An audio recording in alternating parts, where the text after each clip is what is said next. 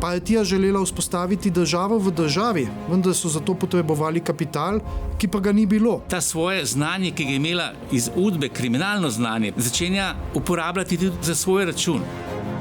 Nekateri od teh ljudi so danes ugledni profesori, ki predavajo ekonomijo in vse živo.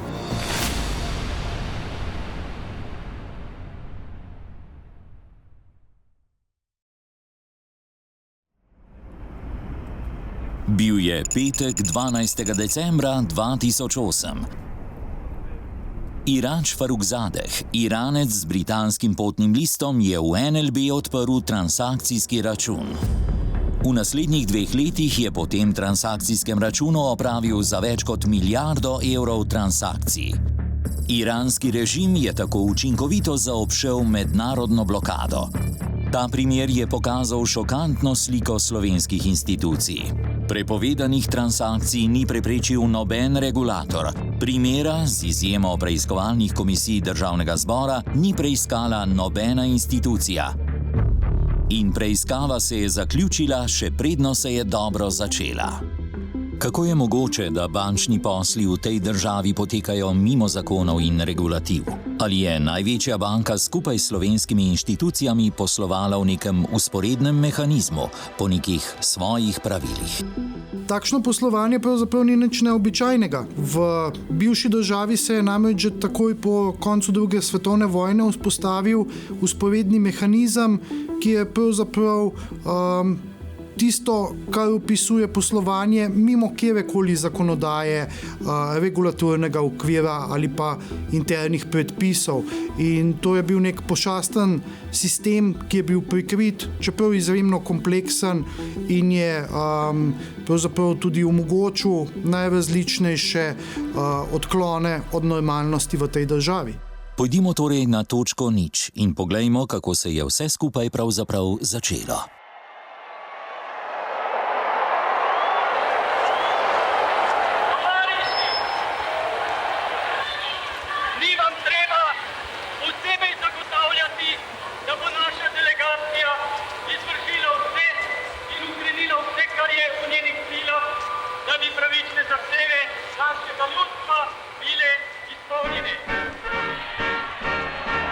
Partizansko gibanje, ki so ga vodili komunisti, je bilo od vsega začetka sicer polno zvenečih idej in mnogi so v to verjeli, vendar komunistom je bilo od vsega začetka bistveno tisto, kar pravzaprav imajo v rokah, to je kapital. Tako da so začeli že med vojno detektirati svoje politične razredne nasprotnike, ropati, razdeljevati njihovo premoženje. Sploh pa se je seveda to začelo po drugi svetovni vojni, ko podjetniki in veliki kmetje postanejo sovražniki države, tako rekoč. Pripisovali so jim vse mogoče, seveda sodelovanje z okupatorjem, ali je bilo ali ga ni bilo. Na koncu so pravzaprav tudi ti, ki so pomagali partizanskemu gibanju, postali sovražniki ljudstva, zanimalo jih je njihovo premoženje. In imamo zemljiško reformo, agrarno reformo že konec leta 1945, ko pravzaprav oropajo tako rekoč premoženje, veleposestno premoženje cerkve in drugih veleposestnikov. Predvsem pa so ti udarci proti podjetništvu konec leta 1946 in pa leta 1948. Leta 1946 pravzaprav prevzamejo, podržavijo približno 500 podjetij, leta 1948 po Informbiroju, ko skušajo Stalinu dokazati, da so na pravi poti, da so še bolj pravoverni, kot so bili prej, pa pravzaprav uničijo oziroma podržavijo še 700 podjetij. Po komunističnem prevzemu oblasti je tako prišlo do paradoksa. Podjetništvo in podjetnike se je preganjalo do te mere, da je v državi zmanjkalo kapitala in to tako zelo, da ni bilo niti deviz za financiranje uvoza. Glejte, ko je vse to premoženje podržavljeno, ne? Logično je, da pač tudi s tem premoženjem niso znali upravljati. Namesto prej svobodnega tržnega gospodarstva prihaja do te državne ekonomije, planskega gospodarstva, kjer se začne ta potencial postopoma izgubljati. In potem oni vzpostavijo te vzporedne mehanizme globoke države, če tako rečem, ko se začne udba pravzaprav ukvarjati z ustanavljanjem podjetij, za neko poslovno inicijativo. Pri tem ni problem sodelovati z mafijo, seveda, in tukaj se pravzaprav ustvarjajo ti temelji, ki nam delajo težave pravzaprav še do današnjih dni. Vzporedni mehanizem se je začel dejansko rojevati v Trstu.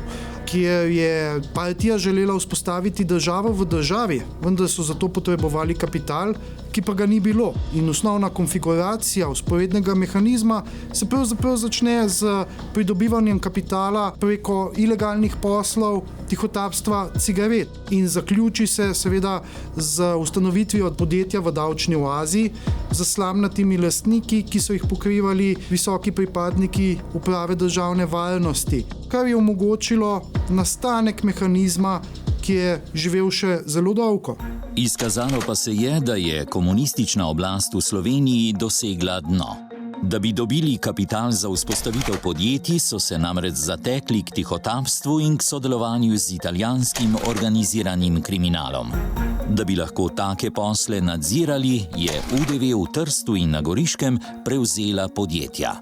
Prvi primeri so naprimer taki odsvirki, da so tudi ropali recimo avtomobile v Trstu, v Gorici in jih vozili, seveda tuje avtomobile, ki so bili takrat nedosegljivi za jugoslovansko komunistično oblast, da jih je potem naša UDBA uporabljala.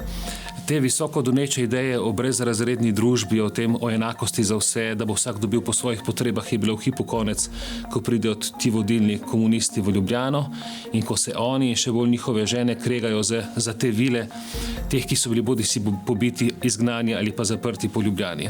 No, treba vedeti, da je UDBA imela več faz razvoja ali pa organizacijskih oblik. Najprej je bila čisto slovenskega značaja, ko je Kardelj avgusta 1941 ustanovil VOS, Varnostno-obveščevalno službo, ki je predvsem morilska organizacija, da tako rečem, za pobijanje potencialnih političnih nasprotnikov. Oni nasprotnikov sicer niso poznali, oni so govorili o sovražnikih. Potem iz VOS-a nastane OZNA, tudi zločinska organizacija, sodeluje pri povojnih pobojih in še marsikaj druge zločine je izvršila OZNA, ki postane leta 1966 uprava državne varnosti. Kasneje leta 1966 pa služba državne varnosti. In tukaj so pravzaprav začetki, ko se ta kapital začne zbirati na kupu, nadzorovati z enega centra in tukaj se vzpostavijo pogoji za usporedno ekonomijo, ki privede potem tudi do ustanavljanja teh udbovskih podjetij in to na tak ali drugačen način traja z blagoslovom do današnjih dni. Uslužbenci slovenske UDV so po nareku slovenske partije oblikovali matrico vzporednega sistema. Paradoksalno so tisti, ki so čez dan preganjali podjetniško pobudo, sami postali najbolj zagrizeni kapitalisti. No, OZNA in pa UDBA imata že vse jugoslovanski značaj, VOS je pa slovenski izum, da tako rečem. Ampak vse skupaj gre za tajno politično policijo komunističnega vrha in v okviru nje se potem, se pravi te kadre, ki so bili v VOS-u, potem v OZNI in UDBI, stvorijo tudi ekonomski oddelek UDBE, s tem, da je recimo vodja Niko Kavčič je bil VOS-ovc, potem imamo tudi likvidatorja Miloša Ogrizeka, se pravi morilca, ne. Likvidacija je tak, bi rekel, malo zavajajoč izraz za morilce. In potem oni začnejo delovati, predvsem državni šverc, mogoče tle zanimivo, da so se to, kar je po neki naravni poti, bi skoraj rekel normalni poti, so se oni povezali z mafijo. Z namenom, da partija legalizira denar, ki ga je dobila od tihotapstva cigaret, je pod Nikom Kavčičem nastala sledeča shema. Partija je v ljubljansko podjetje Continental skrila tretji odsek prvega oddelka UDV, ki ga je vodil Niko Kavčič. Continental je potem izdajal naročila za pakete z dobrinami, ki jih je v Sloveniji primanjkovalo, svojemu slamnatemu podjetju Kolkomerc Vaduz. Lichtensteinsko podjetje je potem oddalo naročilo ameriški družbi ETC, ki je pakete dostavila tržaškemu podjetju, ki je bilo tudi v lastništvu UDV Ranexim.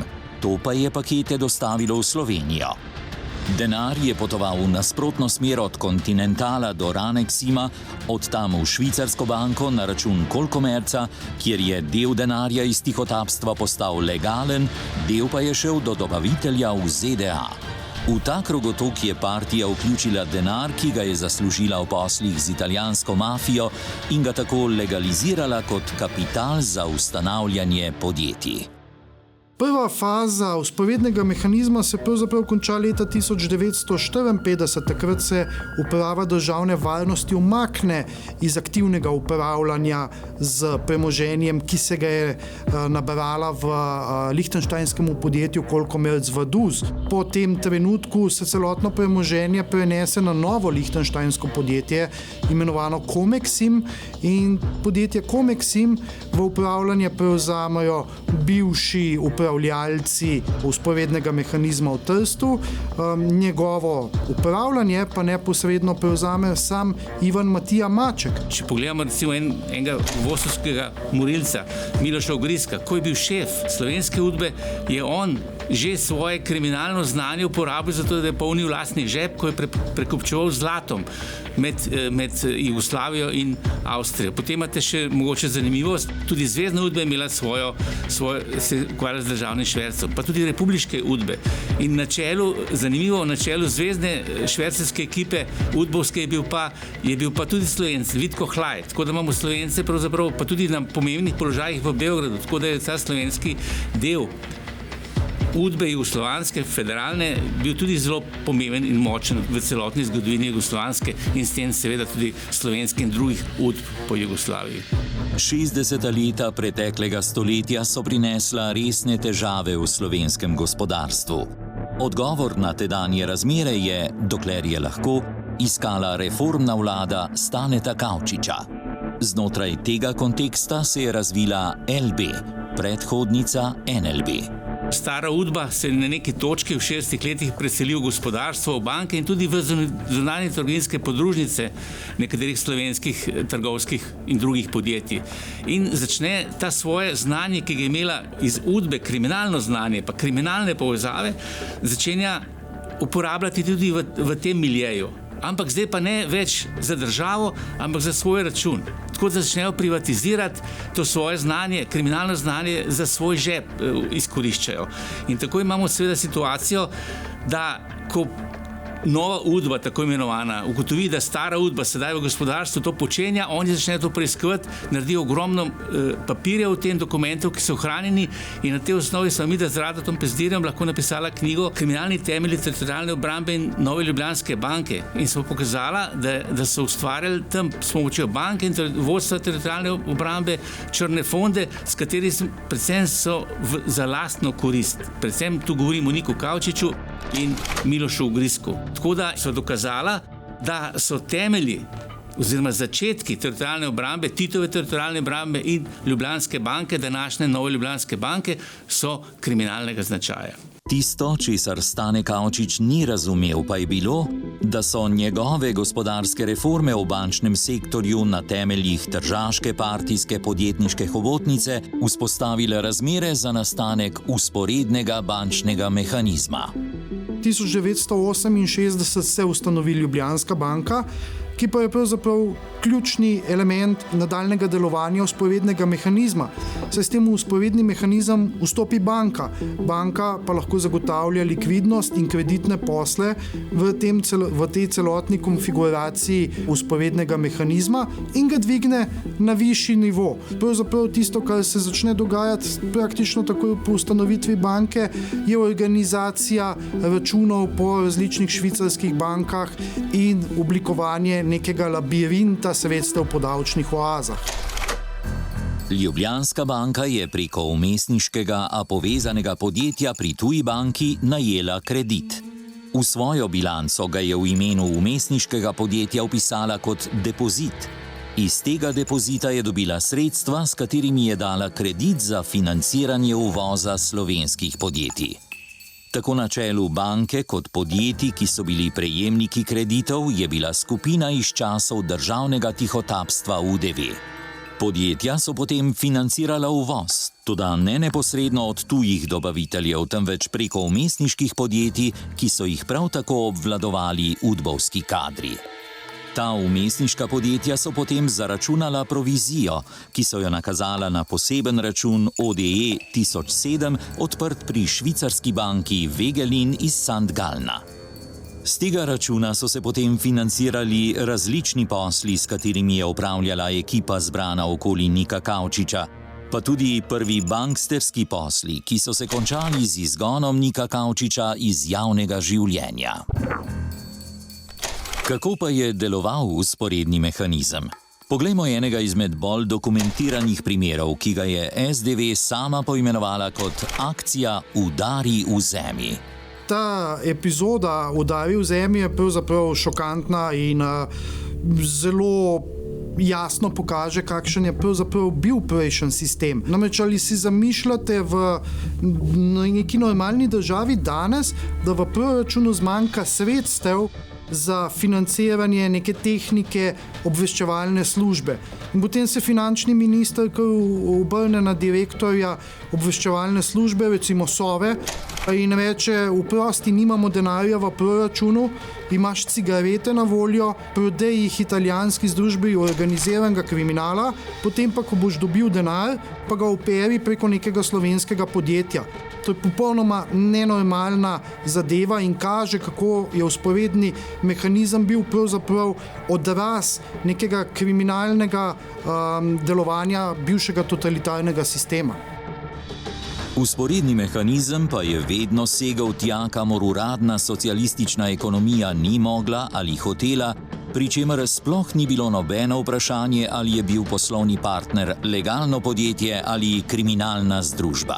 V 80. letih preteklega stoletja je tako LBS New York, hčerinska banka LB v ZDA, naredila finančni škandal s pranjem denarja. LHB Frankfurt je denimo podkupovala nemškega finančnega ministra Mathefra. Italijanska mafija Mala del Brenta pa je iz kazinoja Portorož preusmerjala sredstva v panamska podjetja, od tja pa obvezen delež nakazovala na švicarske račune, s katerimi je v imenu slovenske partije upravljala SDV.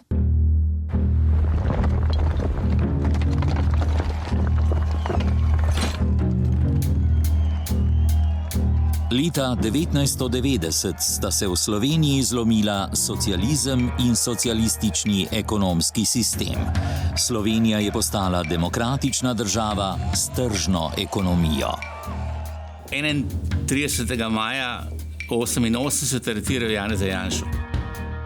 Potem sledijo še aretacije Davida Tasića in hkrati tudi z Janšo Ivana Borštnarja, potem preganjajo tudi Francija Zavrla, pride do afere JBTZ, do sojenja in tako naprej. In takrat se posledično izbruhne nek revolt, ki se je že dolg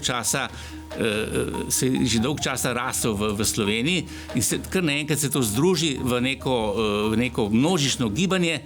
Povod je bila ta aretacija Janeza Janše in preganjanje teh, kot sem jih omenil, in nastane Odbor za varstvo človekovih pravic, ki združi v končni fazi okoli 200.000 članov smo imeli tega odbora in pravzaprav on je tisti ključni faktor, ki pospeši demokratizacijo Slovenije in posledično osamosvajanje. Vmes je bila še akcija leta 1989, akcija Sever, to je bilo 1. decembra, naj bi bili množični miting Srbov v Ljubljani in takrat slovenska policija in tudi slovenska UDBA deluje po slovensko, da tako rečem, in prepreči ta miting. Seveda pod pritiskom javnosti, pa predvsem železničarskega sindikata Slavka Kmetiča je prišlo do tega ostrega odziva naših takratnih oblasti, ampak to še ni osamosvojitvena akcija. Policija oziroma milica oziroma UDBA takrat deluje slovensko, vendarle še vedno podpira ta stari režim in federativno Jugoslavijo. Milica postane osamosvojitvena sila oziroma policija šele v času naše vojne leta 1991. Skratka, ta odbor je pospešil demokratizacijo, prišlo je tudi na osnovi tega, veliko članov odbora se je potem včlanilo v Demos in Demos postane vladajoča opozicija, najmočnejši del opozicije, zmaga na volitvah in izpelje osamosvojitev, tudi v pomoči razpadanja Sovjetske zveze in vzhodnega bloka. Potem Miloševićeva samomorilska politika na Kosovu so nam odprli okno, da smo lahko prišli do osamosvojitve. In če ne bi bilo tudi nekih modrih in pogumnih ljudi v slovenskem vodstvu, bi tudi to teže odpeljali. Predvsem mislim pri tem na Jožeta Pučnika, Franceta Bučara, Lojzeta Peterleta, Dimitrija Rupla, Janeza Janšo in Igorja Bavčarja. Toda daleč stran od oči in zgodovinskega zanosa je združba partijcev, rdečih direktorjev in udbovcev začela pripravljati načrt za vrnitev na centre moči. Leta 1989 so po sklepih izvršnega sveta SRS slovenske institucije, Banka Slovenije in GZS nakazale družbena sredstva na račun podjetja Adit. Ljubljanska banka pa je dala fantomskemu podjetju kredit. Vsa ta sredstva je Adit prenesel na tržaško hobotnico v obliki Safti in tržaške kreditne banke. Od tam pa v Luksemburg v novo podjetje Proteus. Proteus je potem v Zürichu ustanovil banko Proteus Finanz. S tem je tik pred padcem berlinskega zidu partija zaprla celoten krog vzporednega mehanizma, saj je z banko v Švici zdaj nadzorovala vse kanale kroženja družbenega kapitala. Toda kaj je bil Adit, fantomsko podjetje, ki po jugoslovanski zakonodaji sploh ni nikoli obstajalo in preko katerega se je izvozilo družbeno premoženje?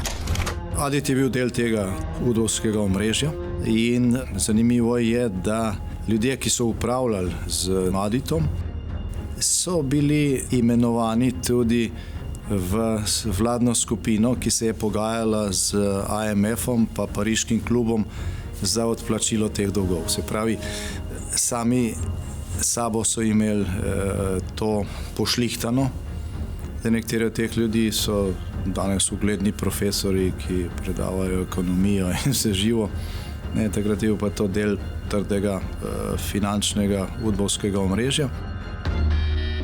Dejansko gre za vzvod, s katerim so družbena sredstva poniknila v labirintu vzporednega mehanizma. Pred vrnitvijo kapitala se je začelo zakrivanje sledi. Udbovska podjetniška struktura, zbrana v Safti, se likvidira in začasno prenese na holding Medias. Ko se vzpostavi holding KB 1909, pa se preseli van. Luksemburški Proteus se izloči iz züriškega Proteus Finanz, van lastniško vstopi NLB in ga preimenuje v NLB Interfinanz. Proteus se preimenuje v Vega Finanz in vstopi v lastniško strukturo KB 1909. KB 1909 in NLB Interfinanz pa ohranita kanal za prelivanje denarja v skupnem podjetju NLB Interfinanz Gorica. Ta kapital se potem razlije po slovenski ekonomiji. V medijski industriji prevzame tednik Mladina in ustanovi dnevnik Republika. V sektorju zdravstvenih dobav, ki je bogato financiran z javnofinančnimi sredstvi, postane prvo ime Mark Medical. V bančnem sektorju pa se pojavita banka Noricum, na Hrvaškem Kvarner banka in Istarska banka Umag. Nekdanji visoki operativci Saftija pa postanejo ključni operativci LHB Frankfurt. KB 1909 pridobi še lastniške deleže v Deželni banki Slovenije, Klirinško-depotni družbi, Istrabenzu, Aktual IT, MIP, Kraškem zidarju in tako naprej in tako naprej. Adit je bil samo en od teh hobotnic. Adit je bil znan potem, ker je preko Adita se je lahko uvažal tuji tisk v Slovenijo, ampak zato je tudi malo izstopal, potem se je več govorilo, dejansko je pa bilo zadaj omrežje, ki pravzaprav v nekem obsegu obstaja še danes. Toda Adit je bil samo vzvod. Prava črpalka v rdeče omrežje, ki je nastalo na podlagi vzporednega mehanizma, pa je bila Nova Ljubljanska banka.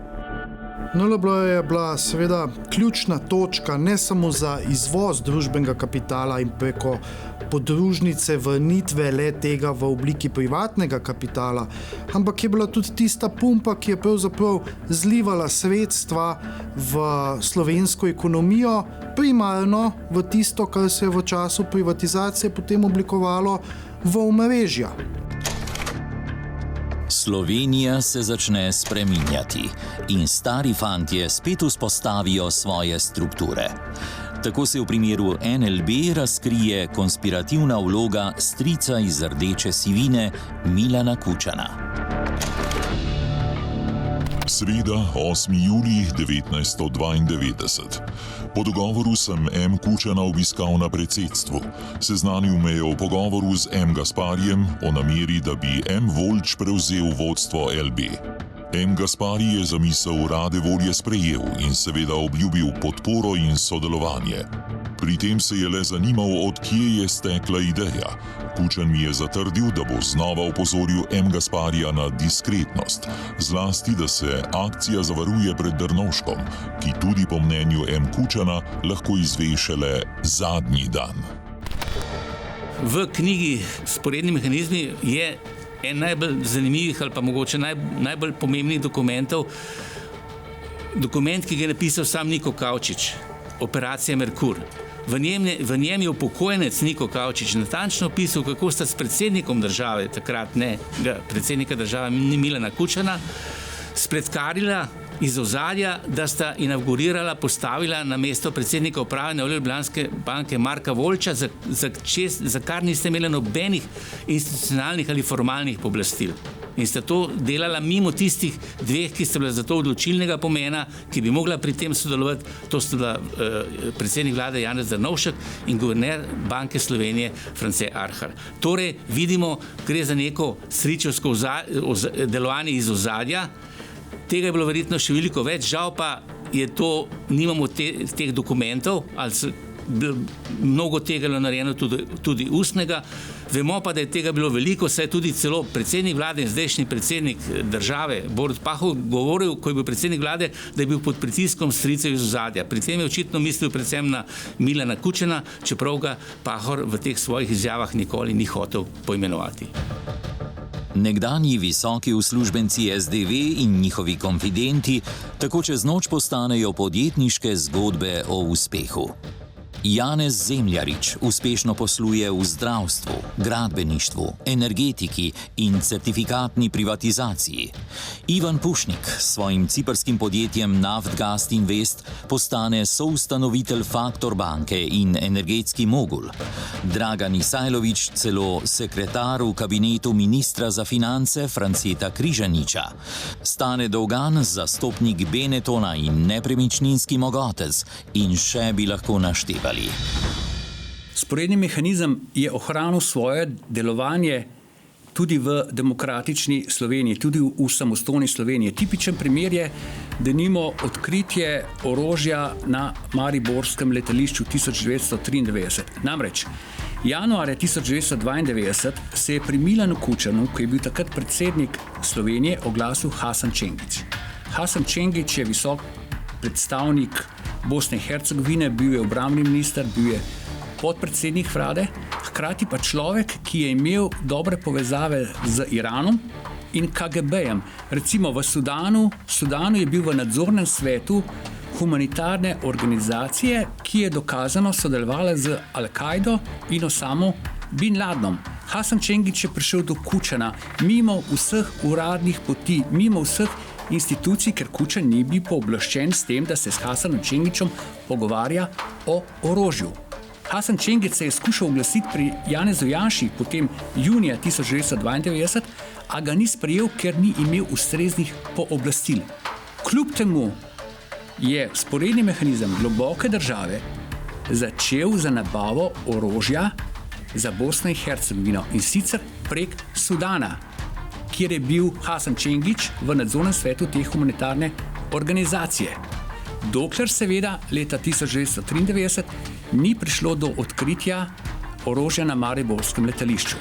In takrat so se prižgale tudi rdeče luči globoki državi, da je treba pač ljudi, ki so se v to vmešali, nekako nevtralizirati.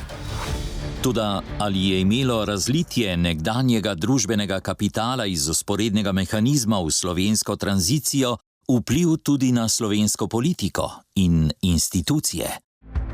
Na neposreden dokaz, da se to dogaja, smo naleteli leta 1992. Takrat je bila naša stranka vladi, sicer najmanjša partnerica z enim članom vlade, to sem bil jaz.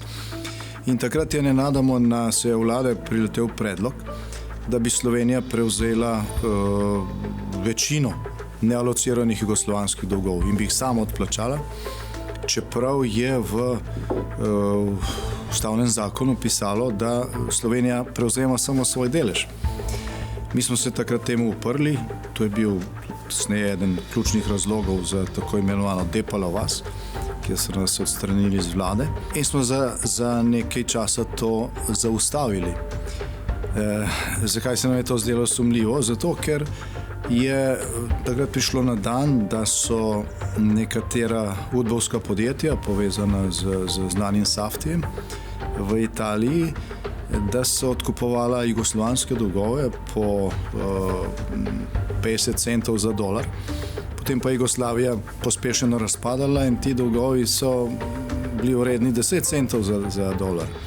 In mafija je skušala na ta način, da bi Slovenija prevzela večinski del nealociranih dolgov, enostavno nazaj napolniti svoje malhe oziroma tisti denar, ki so ga itak ukradli iz Slovenije in s katerim so kupovali te dolgove, jugoslovanske dolgove na sekundarnem trgu, na nek način povrniti. V prvi polovici 90-ih let je na delu obstajala neka Slivnikova četica, v kateri smo bili novinarji in smo odkrivali sporedni mehanizem na podlagi pričevanj drugih. Seveda z dokumenti nismo razpolagali.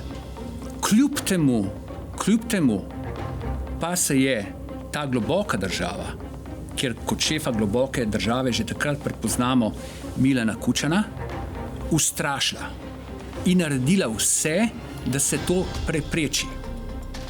Začelo se je z slavno kolumno Danila Slivnika, Casino Royal, januarja 1993, kjer je govoril o denarju globoke države. Aprila istega leta je Janez Janša za nacionalni radio izjavil, da je s tem denarjem mogoče kupiti volitve. Konec leta 2008 se je v Sloveniji začela najhujša gospodarska kriza. Podjetja so padala eno za drugim, brezposelnost je naraščala, bančni sistem se je zlomil, sledila pa je še javnofinančna kriza. Toda apetiti slovenskega omrežja so bili neomejeni. Z namenom, da bi vse to financirale, so si slovenske banke sposojale vse več sredstev na mednarodnih bančnih trgih in korak za korakom je začela v slovenskih bankah nastajati finančna piramida. No in tak bančni sistem se je znašel kot instrumentaliziran za idejo, da je v nacionalnem interesu, da se prek bančnega sistema kanalizirajo krediti v tako imenovane slovenske blue chipe.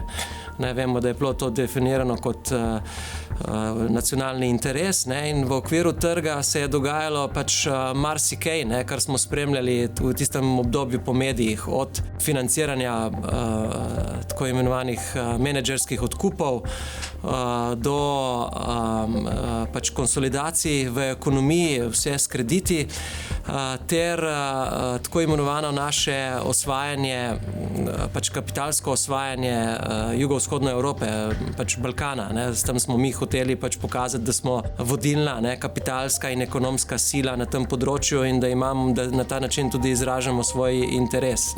No, kot veste, smo imeli v Sloveniji 2 sanacije bank. In zanimivo, da posamezne osebe, ki so sodelovale pri prvi sanaciji bank ali ki so bile tudi povzročitelji razlogov za prvo sanacijo bank, jih najdemo ne samo v kreditnih mapah druge sanacije, ampak hkrati tudi med odločevalci, ki so odobravali te kredite, in osebe povezane s podjetji v mreži Nove Ljubljanske banke oziroma hčerinskih podjetij Nove Ljubljanske banke. To je bilo prek bank spremljano s tem, da so se banke v tujini krepko zadolževale na grosističnih trgih in seveda ta sredstva potem plasirala tako v slovenska podjetja in prek njih na Balkan. Rezultat je bila tolikšna masa kreditov v ekonomiji, da je praktično v povprečju slovensko gospodarstvo bi danes po kriterijih Evropske bančne agencije bilo mogoče opredeliti kot eno veliko podjetje z zelo visokim finančnim vzvodom. Ne. Seveda taka finančna struktura, ne, ki je imela skratka, to stanje prezadolženosti v ekonomiji, ne, je se zrcalilo v bančnih bilancah, ne, ni moglo preživeti te finančne krize. Ne. Ko smo začeli pregledovati bančno dokumentacijo, konkretno kreditne mape, je pri posameznih kreditnih predlogih ali pa celo pri posameznikih, torej pri osebah, ki so nekoč v slovenskem poslovnem prostoru pomenile ugledne podjetnike, bilo neverjetno, kako so lahko posamezni kreditni predlogi, ki v nobenem sistemu, ki bi temeljil na meritornih pogojih, ne bi prešel te presoje kreditnega odbora, pa kljub temu imenovala Ljubljanska banka odobravala kredite. Problem je bil seveda tudi to, ne, da je v tej krhki strukturi bilo vpletenih ogromno enih interesov, čisto lastniških, ki so preprečevali zaradi obrambe teh lastnih interesov raznoraznih interesnih skupin, bodisi od največjih akterjev menedžerske konsolidacije do raznoraznih ostalih, bi rekel, gospodarsko-političnih spreg, da bi se bančni sistem pravočasno, tako kot so to naredili na Zahodu, torej v letih 2009-2010, saniral. Posledica bi bila, seveda, če bi to hoteli narediti učinkovito, ne, da bi se marsikatera lastniška povezava razdrla, torej lastništvo, obvladovanje teh podjetij, ne, bi moralo se prvič razkriti in drugič razdreti.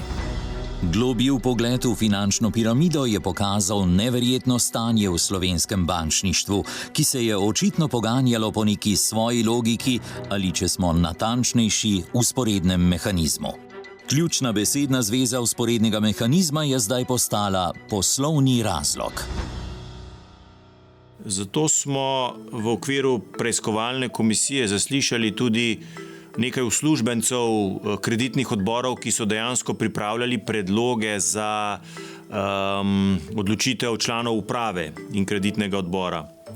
In tam je prišlo do zelo zanimivega precedensa, če lahko rečem, v teh najslabših kreditnih mapah, torej v najslabših kreditih, ki jih nobena druga banka ne bi odobrila, kjer bi bilo že iz same dokumentacije jasno, da bo šel kredit v default, torej da bo to izguba za banko, je bila vedno besedna zveza, da je to kredit, ki je visoko tvegan, ki ga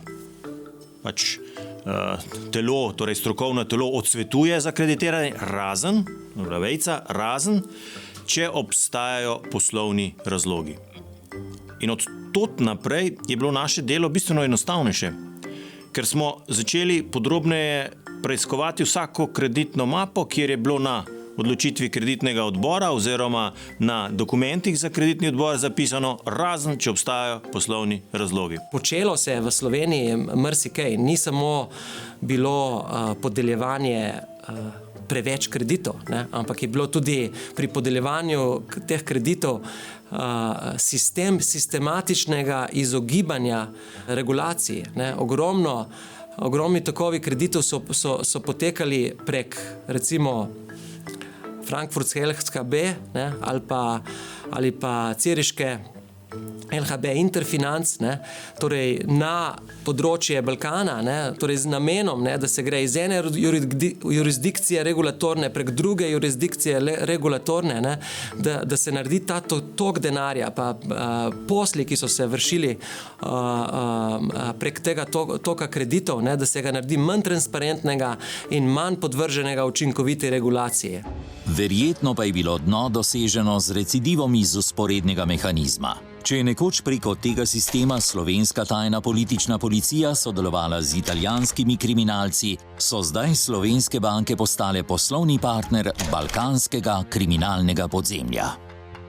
Tisto, kar je bilo najbolj šokantno odkritje, je, da so se slovenske banke pojavile v neki presečni množici z balkanskim kriminalnim podzemljem. Ugotovljeno je bilo, da je recimo LHB Frankfurt posredovala denarne tokove med črnogorskimi tihotapci cigaret v času državnega tihotapstva in italijansko Sacro Corono Unido. Naslednja velika zgodba je bila seveda pranje denarja kralja kokaina Šarića v slovenskih podružnicah Nove Ljubljanske banke v Srbiji. Celo 2 taka primera sta bila odkrita, kar kaže seveda, da ni šlo za naključje, ampak je šlo prej za pravilo. In seveda najbolj šokantna je izpostavljenost NLB Interfinanc, dejansko banke, ki je nastala v vzporednem mehanizmu, kajti ta banka je masovno financirala premoženje ekonomskega odseka Surčinskega klana, ki pa je seveda bil eden izmed tistih ključnih elementov, ki so sodelovali pri umoru predsednika srbske vlade Zorana Đinđića. Ja, lahko rečem, da je Banka Slovenije dolgo časa dopuščala te malverzacije. Nekaj časa je v Banki Sloveniji tudi veljala teza, da se enako dobro preverja bančne kredite, če se jih dejansko preverja zgolj po parametrih, ki jih banka pošilja na Banko Slovenije brez on-site pregleda, torej brez pregleda konkretnih kreditnih map, kjer pač bančni inšpektori Banke Slovenije pridejo v banko, zahtevajo kreditne mape teh in teh in teh in teh kreditov in potem na podlagi tega odločijo ali pa ugotovijo, če so banke pri svojem poslovanju kršile bančno zakonodajo. Torej v nekem obdobju, ravno v tistem najbolj delikatnem obdobju, je Banka Slovenije, se zdi, kot namerno gledala stran. Vzporedni mehanizem v slovenskem bančništvu pa je bil še enkrat več močnejši od vseh, celo od regulatorja. Banka Slovenije, ravno tako kot v času, ko je lahko le zlivala denar preko Adit v vzporedni mehanizem, tudi zdaj ni obstajala kakorkoli drugače kot le regulator na papirju. Zdaj si vi predstavljate, da imate to kulminacijo, šibke regulacije same po sebi, torej Banka Slovenije je bila šibek regulator, sistem sistematičnega izogibanja regulacij, preveliki masi kreditov, torej prekomerni finančni vzvod, in zaradi te medsebojne povezanosti, seveda tudi nesposobnost priznati napake, in zaradi tega tudi učinkovito sanirati bančni sistem. In zagotovo je bilo jedro vseh teh nečistih, umazanih poslov v Interfinanc, v LHB in v KB 1909. Cena vzporednega bančništva je bila na koncu s sanacijo večmilijardna. Toda udarec je bil še hujši, saj je Slovenija postala svetovno znana kot pralnica denarja za sankcionirani iranski teokratski režim. Zdaj nekdo, ki je skupaj z ženo z $2 na britanskih Deviških otokih brez kapitala ustanovil papirnato podjetje, je v kratkem času postal največji izvajalec plačilnega prometa preko Nove Ljubljanske banke, večji kot Telekom Slovenije, večji kot Krka. Neverjetno je, kako zelo so padli vsi standardi v tej banki v primeru iranskega pranja denarja. Vzemimo sledeč primer. Iz ZDA ameriške banke začnejo reklamirati vse te transakcije in zahtevajo seveda poslovno dokumentacijo, na kateri bi se utemeljilo, ali so transakcije zakonite ali niso zakonite. Kot da bi se zgodovina ponavljala, je v igro vstopilo vmesniško podjetje iz davčne oaze. Tokrat vmesniško podjetje ni bilo udbovsko, ampak očitno od iranske obveščevalne službe in ni prihajalo iz Lichtensteina, temveč z britanskih Deviških otokov. Potem pa je še huje, ne samo, da se banka pripravljena izpostaviti do te mere, da za sumljivega Iranca laže svojim partnerskim bankam v ZDA, ampak ga še dejansko celo upozorijo, da bi bilo mogoče boljše, če ustanovi še eno podjetje in prek tega podjetja nakazuje v ZDA, zato da bojo Američane dejansko zmedali, odkot denarni tok prihaja. Po nekaj teh transakcijah soočili svoje nadrejene, so jih ti na hitro pomirili, češ, lejte, ne ukvarjajte se s tem, samo izvajajte plačilni promet. Da naj oni pač izvajajo tisto, za kar so plačani, za temi stvarmi se bo pa že ukvarjala banka. To so bile vsekakor popolnoma nenormalne pozicije, ki jih nobena banka ne bi smela zavzeti. Da ne govorimo o tem, da nekaj transakcij seveda se v ZDA končalo z sodnim pregonom. In spet so se začeli vklapljati vzporedni mehanizmi. Primer je kmalu prišel na policijo, kjer pa je ena oseba v zgolj 6 dneh preučila 20.000 prejemnikov in ekspresno ugotovila, da so bile vse transakcije legitimne, četudi so prebijale embargo. Toda težav je bilo na policiji še več. Med dokumentacijo smo ugotovili, da ob prvem obvestilu je Sova poslala predsedniku vlade posebno obvestilo o tem, ker ga je natanko seznanila, da je dobila obvestila tudi strani drugih obveščevalnih služb, da se nekaj nenavadnega in sumljivega dogaja v naši največji državni banki. Hkrati so v tistem trenutku tudi predstojniki oddelka za pregon teh težke mednarodne kriminalitete začeli izvajati neke aktivnosti, potem pa iz meni neznanih razlogov, iz nam neznanih razlogov, v nekem trenutku se je vse ustavilo, posel je tekel naprej, kot da se nič ni dogodilo. In dejansko 2 leti smo spremljali enormne količine prelivanja denarja sumljivega izvora na račune sumljivega izvora. Zdaj, Farrokh se zagotovo ne bi zgodil, če bi kdorkoli resno raziskal vse te mahinacije, odliva denarja pred osamosvojitvijo, vseh teh mahinacij z dolgovi. Zato je sploh prišlo do tega, da se v času trojnih mednarodnih sankcij sploh razmišlja o tem, da se bo pralo denar za iranski režim. In imeli so prav. Nič se jim ni zgodilo. Tik pred nastopom druge vlade gospoda Janeza Janše, torej v letu 2012, je policija preiskavo tega suma kaznivega dejanja uvrstila iz dosjeja aktivnih poslov v dosje latentnih poslov, ki ob primopredaji novi vodstveni strukturi ni v primopredajnem zapisniku. Torej je nekje sicer ne še uničen, ampak odložen na strani in ga nihče zagotovo ne vpogleda. Ko se je vendarle začela preiskava, je Iranec nemoteno odpiral račune na NLB in posloval naprej. Policija pa je hibernirala po pisarnah. Niso odšli na NLB in pobrali izjav. Vrh policije pa obvestil Sove o tem, kako zelo sumljive in potencialno nevarne so iranske transakcije, kar ni in ni posredoval ministrici za notranje zadeve. Paradoksalno pa je, da je posebna skupina, sestavljena iz tožilstva in NPU, leta 2019 ugotovila, da so bile iranske transakcije povsem običajne.